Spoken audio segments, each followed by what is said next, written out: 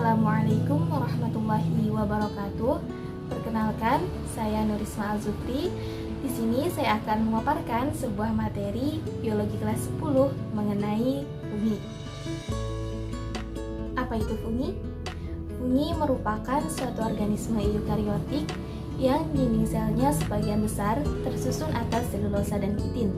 Fungi ini berbeda dengan tumbuhan karena fungi tidak memiliki klorofil, sehingga fungi tidak bisa melakukan proses fotosintesis. Oleh karena itu, fungi merupakan organisme yang tidak bisa membuat makanannya sendiri atau disebut dengan organisme heterotrof. Kemudian, bagaimana karakteristik dari fungi? Fungi memiliki karakteristik yaitu merupakan organisme eukariotik, uniseluler atau multiseluler, tidak berklorofil. Kemudian ada yang hidup secara saprofit dan ada juga yang hidup secara parasit. Tubuhnya terdiri dari benang-benang hifa, memiliki miselium yang merupakan kumpulan dari hifa, dan bereproduksi secara aseksual dengan spora, fragmentasi, dan tunas. Fungi ini diklasifikasikan menjadi 4 divisi, yaitu zygomicota, ascomicota, basidiomicota, dan deuteromicota. Divisi fungi yang pertama yaitu zygomicota. Zygomicota merupakan kelompok fungi yang memiliki spora dengan dinding yang tebal. Adapun ciri dari zygomicota ini yaitu memiliki hifa yang tidak bersekat, sehingga mempunyai banyak inti atau senositik. Kemudian dapat bereproduksi secara seksual dengan bentuk zygospora dan dapat bereproduksi secara aseksual dengan membentuk spora neospora. Kemudian tubuhnya itu membentuk rhizoid. Kemudian yaitu terdapat struktur tubuh zygomicota. Pada fungi zygomicota ini terdapat hifa rhizoid yang merupakan hifa yang dapat menembus substrat untuk menyerap makanannya. Kemudian ada spora neofor yang merupakan spora yang berbentuk batang atau tumbuh ke atas. Kemudian ada sporanium yang merupakan tempat terdapatnya spora yang berbentuk bulat. Kemudian ada spora dan ada hifastolon yang berfungsi untuk menghubungkan antara spora neofor. Kemudian ada daur hidup zygomicota, diawali dengan hifa positif dan hifa negatif yang saling berdekatan. Kemudian yang kedua, pada masing-masing ujung hifa yang berdekatan bakal tumbuh bakal gametanium dengan inti haploid. Kemudian bakal gametanium berubah menjadi gametanium dengan banyak inti atau heterokariotik. Kemudian dinding gametanium pecah, inti positif dan inti negatif bergabung menghasilkan zigospora yang berisi inti-inti diploid. Di antara inti-inti diploid yang terbentuk hanya satu yang hidup. Inti-inti yang lain akan mengalami degenerasi. Zigospora tumbuh, dindingnya menebal dan tampak berwarna hitam, serta banyak mengandung bahan makanan cadangan. Zigospora selanjutnya mengalami fase istirahat yang cukup lama. Kemudian zigospora ini mengalami pembelahan, reduksi atau meiosis. Kemudian bila kondisi lingkungannya mendukung, zigospora akan tumbuh dan membentuk sporanium.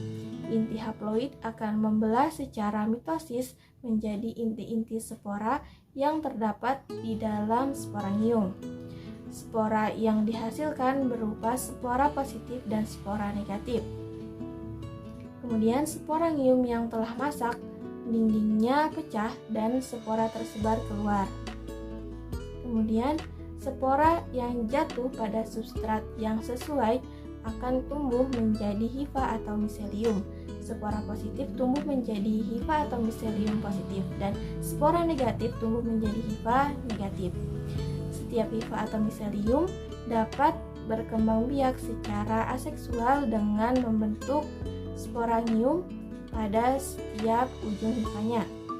Sporanium dari hifa positif menghasilkan spora positif dan sporanium dari hifa negatif menghasilkan spora negatif. Kemudian apa saja contoh spesies dari fungi divisi Zygomicota? Spesies dari fungi Zygomicota diantaranya yaitu Rhizopus stolonifer, yaitu jamur pada roti hitam. Kemudian ada Rhizopus oryzae, yaitu jamur pada tempe, dan Mucormucedo, atau jamur yang terdapat pada kotoran ternak dan roti. Divisi selanjutnya yaitu Ascomycota.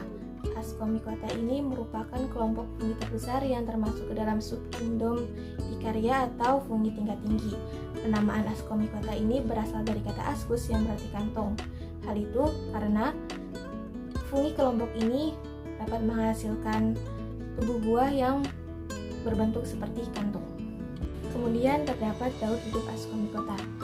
Daur hidup Ascomycota terdiri dari beberapa tahapan, yaitu hifa yang berbeda jenis berdekatan. Salah satu hifa yang dia anggap hifa betina membentuk Ascogonium, dan hifa jenis lainnya yang dianggap sebagai hifa jantan membentuk Antheridium. Ascogonium dan Antheridium masing-masing memiliki sejumlah inti haploid. Dari Ascogonium tumbuh trikogin, yaitu struktur penghubung Ascogonium dengan Antheridium. Melalui trikogin ini terjadi perpindahan plasma dan inti Antheridium ke Ascogonium, sehingga pada Ascogonium terjadi penyatuan plasma atau plasmogami dan terbentuk dua inti haploid atau diploid yang berpasangan atau dikaryotik. Ascogonium kemudian tumbuh membentuk sejumlah hifa Ascogonium yang dikaryon. Pertumbuhan terjadi karena pembelahan mitosis. Inti-inti membelah secara mitosis tetapi tetap berpasangan. Pada Ascomycota yang memiliki badan buah, kumpulan hifa Ascogonium yang dikaryotik ini membentuk jalinan kompak yang disebut badan buah berupa ascocarp. Ujung-ujung hifa pada ascocarp membentuk ascus dengan dua inti haploid dikaryotik. Dalam ascus kemudian terjadi karyogami menghasilkan inti diploid. Fase diploid ini singkat karena kemudian inti tersebut membelah secara meiosis, menghasilkan 4 inti haploid. Setiap inti haploid membelah lagi secara mitosis, sehingga setiap ascus mengandung 8 inti haploid. Dinding sel kemudian terbentuk di sekitar 8 inti dan membentuk ascospora. Ascospora yang telah masak akan tersebar dari ascus yang pecah. Ascospora yang jatuh di tempat yang sesuai akan berkecambah menghasilkan hifa haploid yang baru. Kemudian apa saja contoh spesies dari fungi divisi Ascomycota?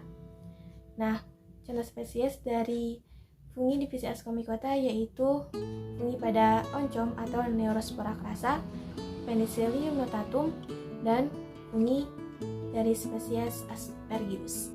Divisi fungi selanjutnya yaitu Basidiomycota. Basidiomycota adalah fungi yang dapat dilihat secara kasat mata karena ukuran basidiokarpnya atau tubuh buahnya berukuran besar. Basidiokarp ini berisikan basidium dan basidiospora. Bentuk basidiokarp fungi atau jamur ini ada yang tersusun dari akar semu atau rhizoid, tangkai atau stip, cawan atau volva, cincin atau anulus, bilah atau lamela, dan tudung atau pileus. Nah, kemudian ini adalah struktur tubuh buah dari fungi divisi Basidiomycota. Kemudian selanjutnya yaitu terdapat daur hidup dari Basidiomycota. Terdapat beberapa tahapan yaitu hifa positif dan hifa negatif yang berinti haploid berkecambah dari Basidiospora. Kedua hifa ini saling bersinggungan. Kemudian plasmogami terjadi antara hifa positif dan hifa negatif, sehingga inti salah satu hifa pindah ke hifa lainnya membentuk hifa dengan dua inti haploid yang berpasangan atau dikaryotik. Hifa haploid dikaryotik akan tumbuh menjadi miselium haploid yang dikaryotik. Miselium dikaryotik tumbuh dan membentuk badan buah yang disebut basidiokarp. Pada ujung-ujung hifa basidiokarp terjadi karyogami, sehingga membentuk basidium yang berinti diploid. Inti diploid dalam basidium akan membelah secara meiosis menjadi 4 inti yang haploid. Basidium membentuk 4 tonjolan yang disebut sterigma pada ujungnya.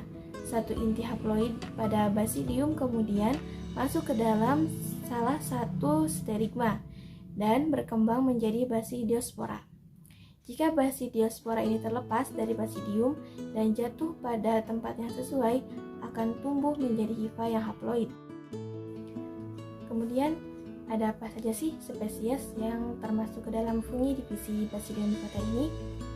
Nah, ada diantaranya yaitu 3 spesies yang termasuk fungi divisi Basidium micota, yaitu jamur kuping atau Auricularia auriculajudae, kemudian ada jamur menang atau Volvarira volvacea, dan ada jamur tiram yaitu Pleurotus ostreatus.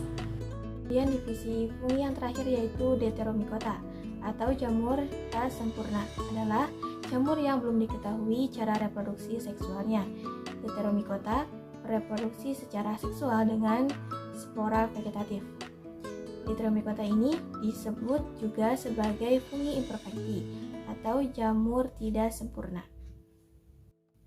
Dalam kehidupan sehari-hari, fungi ini memiliki peranan, yaitu peran menguntungkan seperti sebagai dekomposer, membantu proses fermentasi seperti pada pembuatan tempe dan kecap, kemudian sebagai obat, dan sebagai bahan masakan. Kemudian, fungi juga berperan negatif, yaitu sebagai penghasil racun dan penyebab berbagai penyakit. Baiklah, cukup sekian yang dapat saya sampaikan, kurangnya mohon dimaafkan. Terima kasih. Wassalamualaikum warahmatullahi wabarakatuh.